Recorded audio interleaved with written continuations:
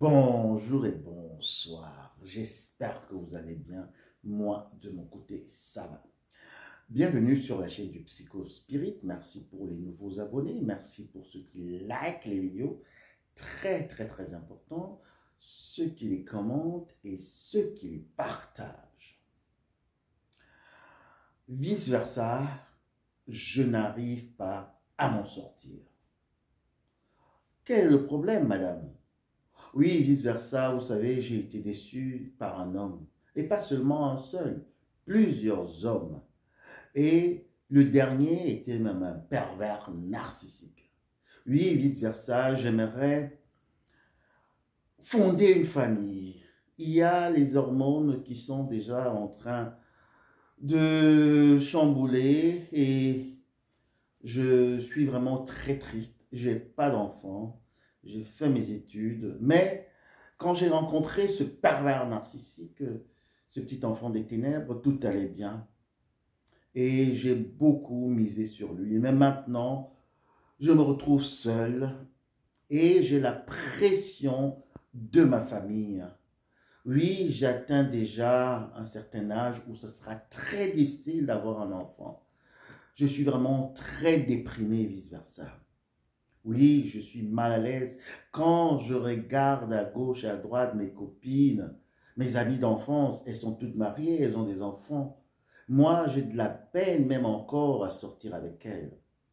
Parce que je les envie, je les jalouse. Mais en même temps, vice-versa, j'ai un problème. Ce n'est pas que je n'ai pas été abordé jusqu'à présent par des hommes, mais maintenant, je suis hyper sélective. J'ai peur de ceux-là qui m'abordent, de tous ces hommes qui me font la cour. J'ai vraiment peur d'être encore blessé, d'être encore abusé. Parce que jusqu'à présent, j'ai l'impression que j'ai juste connu des hommes toxiques. Et c'est pareil également pour celui-là que je vais appeler ici Mathieu, qui me disait qu'il a aussi des difficultés à trouver encore une femme sérieuse. Oui, vice-versa, je te dis, toutes les femmes sont pareilles, que des manipulatrices, que des calculatrices, que aussi rien que des matérialistes. Vice-versa, je vous dis, j'ai perdu espoir. J'ai perdu espoir en la femme. Oui, parce que j'aimerais bien avoir encore une relation. J'aimerais bien, j'ai chez moi, j'ai mes moyens, j'ai tout ce qu'il faut, mais toutes les femmes avec lesquelles je suis sorti m'ont trompé. Et maintenant, j'aimerais vraiment vivre ma vie, même comme cela me gêne de rester seul à mon âge. Nous allons comprendre ici que la problématique est vraiment très complexe parce que ce soit les femmes, comme tout à l'heure, que ce soit les hommes, il y a ce problème de confiance. La femme, ou bien les femmes, disons comme ça, ne font plus confiance aux hommes, sont hyper sélectives. Les hommes un peu moins, mais seulement ils trouvent et ils rencontrent seulement des femmes qui sont matérialistes, des femmes qui sont calculatrices, des femmes qui sont juste là pour des intérêts. Qu'est-ce qu'il faut donc faire? Parce que le problème reste toujours le même. Ces personnes ne se disent pas, ok, d'accord, finalement, je vais rester seul, je vais jouer ma vie, je vais essayer d'avoir une petite relation à gauche, une petite relation à droite. Non. Ces personnes cherchent toujours l'âme sœur. Ces personnes ont vraiment cette soif profonde de trouver le partenaire idéal. Parce que je faisais encore une petite parodie dernièrement, bien qu'elle soit réelle. Cette Cunégonde qui se plaignait, hein, qui se plaint d'être isolée, d'être seule, d'être complètement délaissée.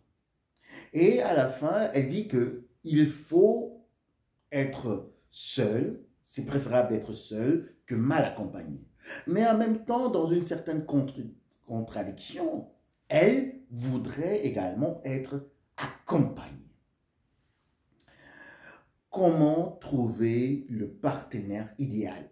D'abord, on va commencer par le début. Est-ce qu'il y a un partenaire idéal ou une partenaire idéale, si vous voulez, également? Je vous dirais non. Il n'y a pas de partenaire parfait. Et comme le disait toujours un ancien, un sage, si tu cherches un partenaire idéal, parfait, qui serait tombé du ciel, disons peut-être Adam, le premier homme, encore parfait, ou bien Eva. Alors, quand tu vas le rencontrer, quand tu vas entrer en relation avec lui, quand tu vas commencer à le fréquenter, alors tu vas le rendre imparfait.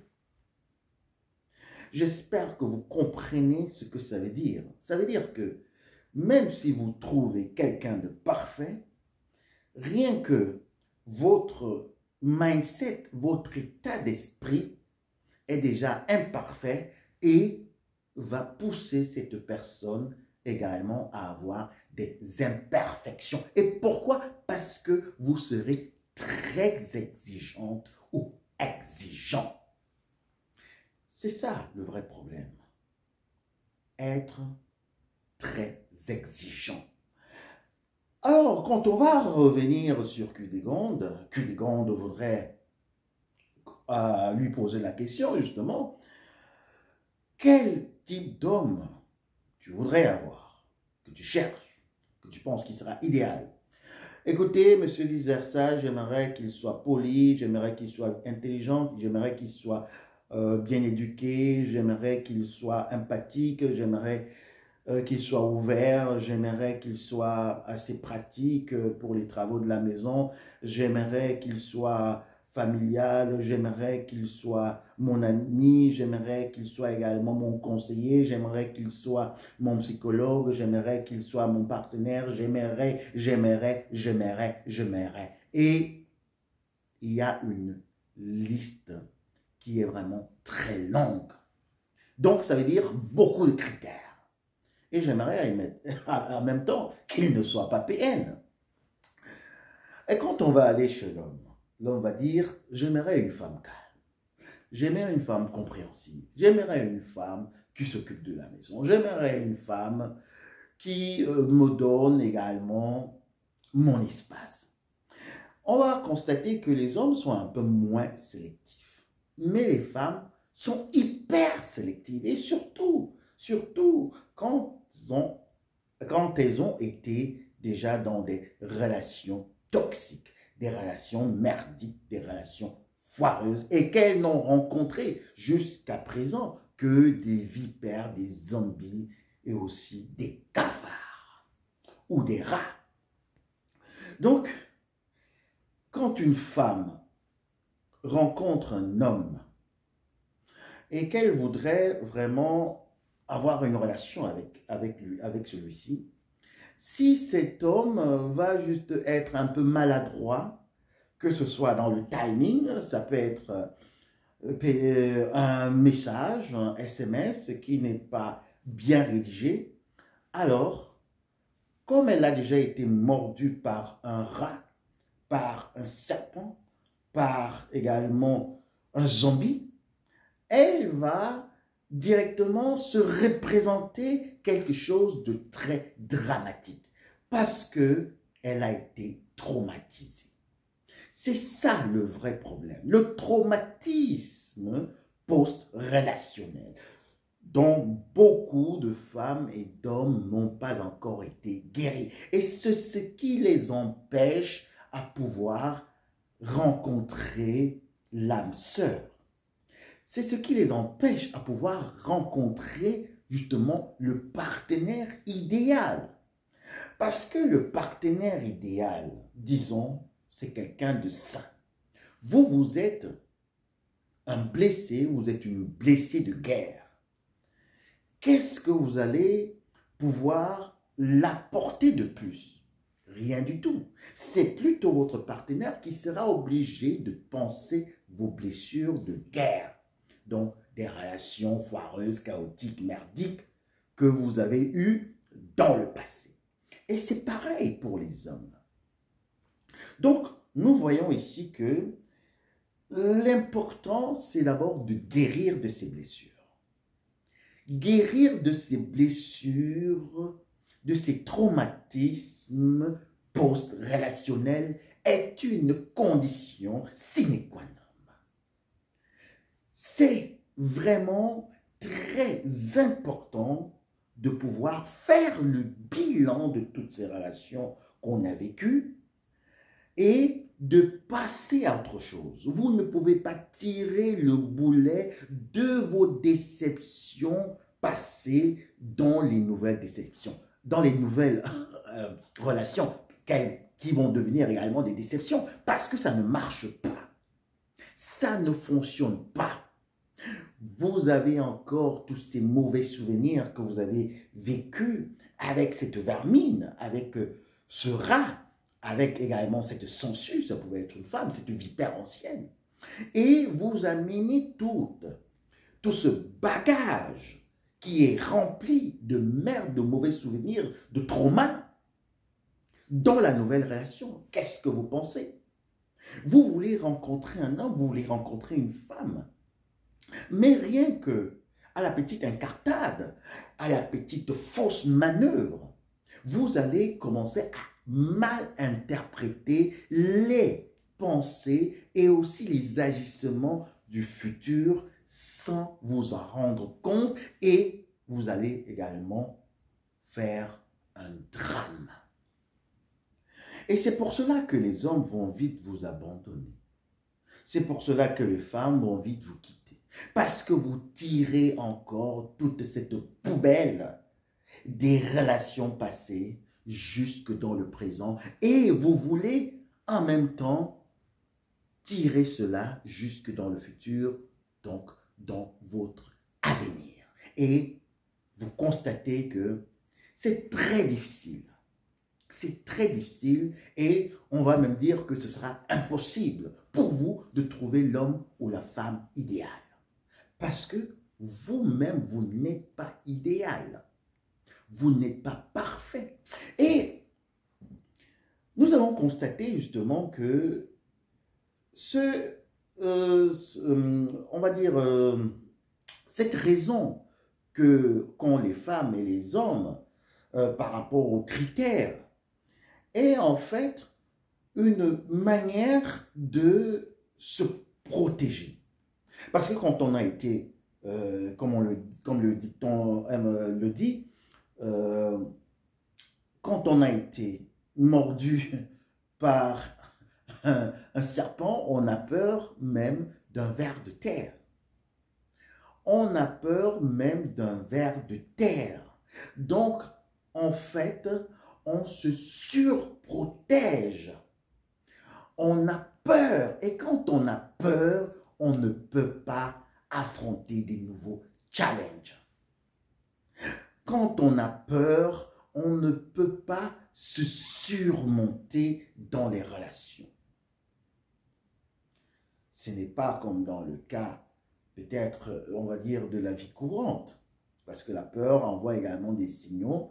Et quand on est complètement acculé, la peur peut produire des réflexes pour nous en sortir justement de la situation dans laquelle nous sommes. Mais dans les relations, la peur est paralysante. La peur vous bloque. La peur vous empêche de découvrir l'autre. Comment vous allez pouvoir trouver quelqu'un de meilleur, d'idéal, de parfait, si vous ne commencez pas par les petites choses. Et quelles sont ces petites choses? Le flirt, tout simplement. Le flirt. Si vous ne souriez pas aux hommes, vous ne souriez pas aux femmes, vous n'êtes pas galant, vous n'êtes pas propre, vous ne vous occupez pas de vous, vous vous laissez aller, comment vous allez trouver l'homme ou la femme idéale? Si vous ne vous éduquez pas, vous ne vous instruisez pas, vous ne vous développez pas spirituellement, comment vous allez trouver la femme ou l'homme idéal?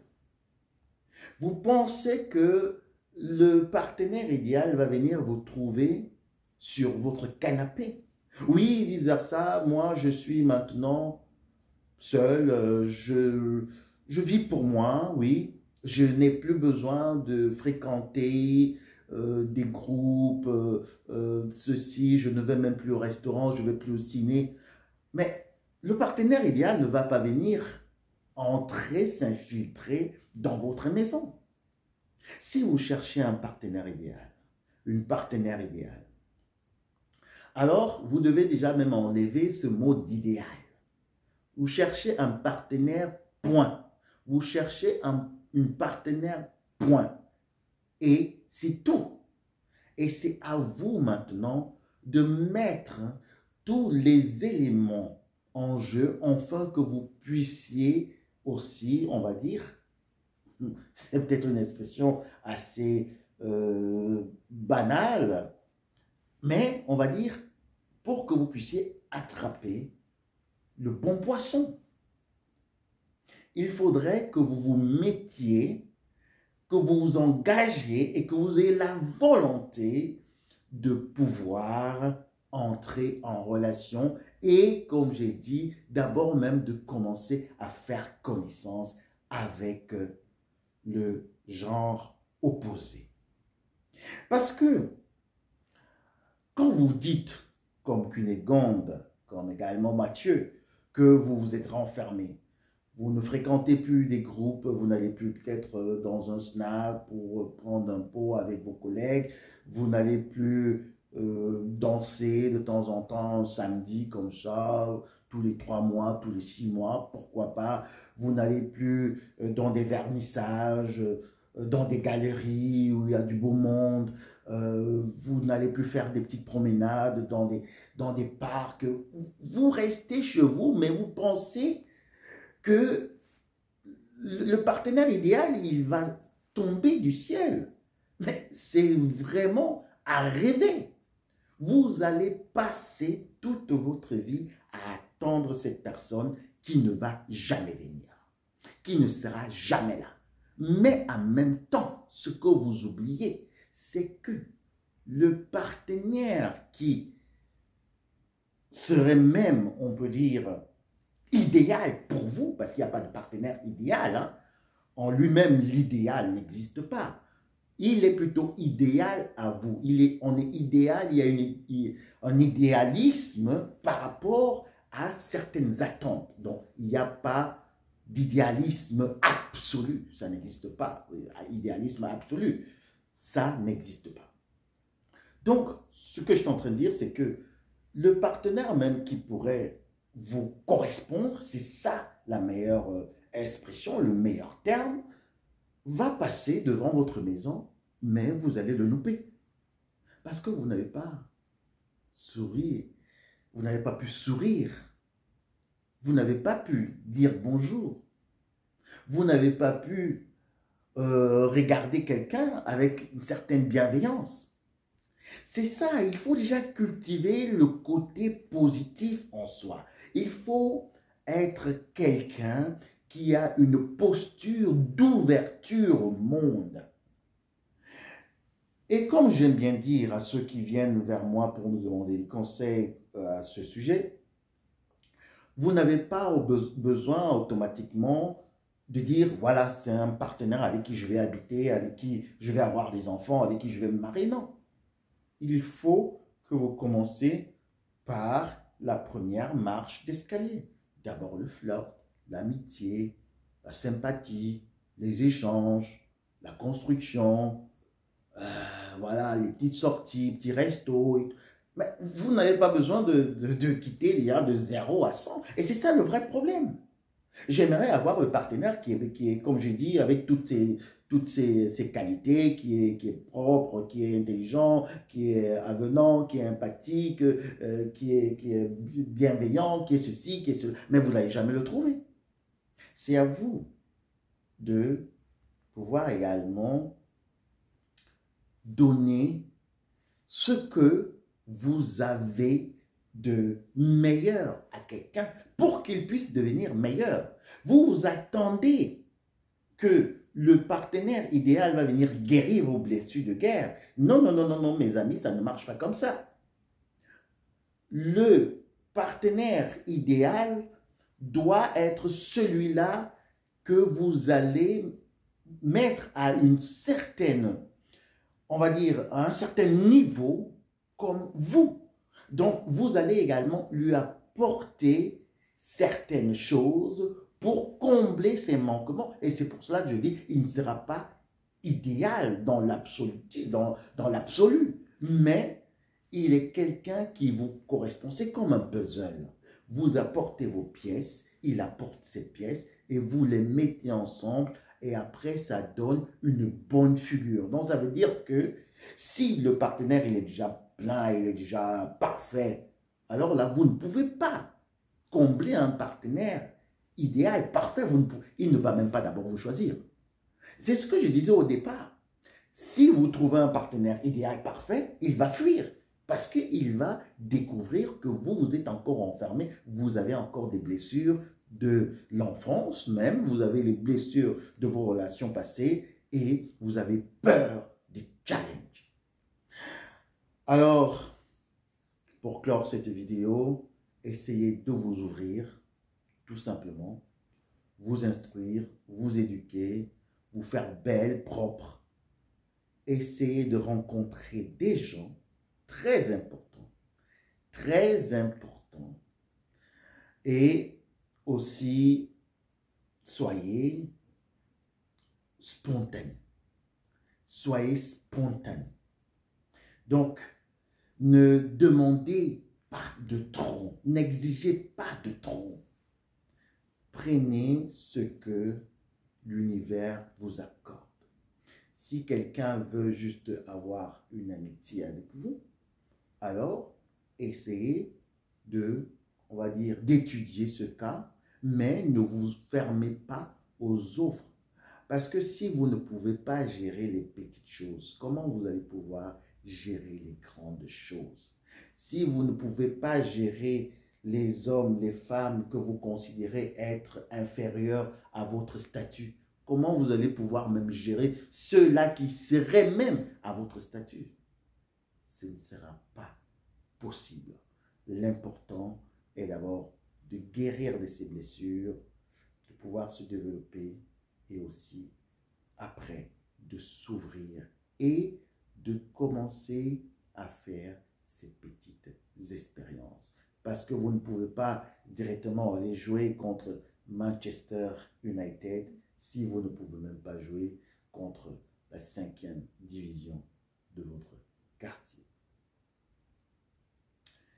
Bienvenue sur la chaîne du Psychospirit. Merci encore pour vos commentaires. Merci pour vos pouces. Du courage. Soyez ouverts, ouvertes et soyez également reconnaissants envers tout ce que l'univers va pouvoir vous donner et mettre également sur votre chemin. À très bientôt. Bisous. Bye.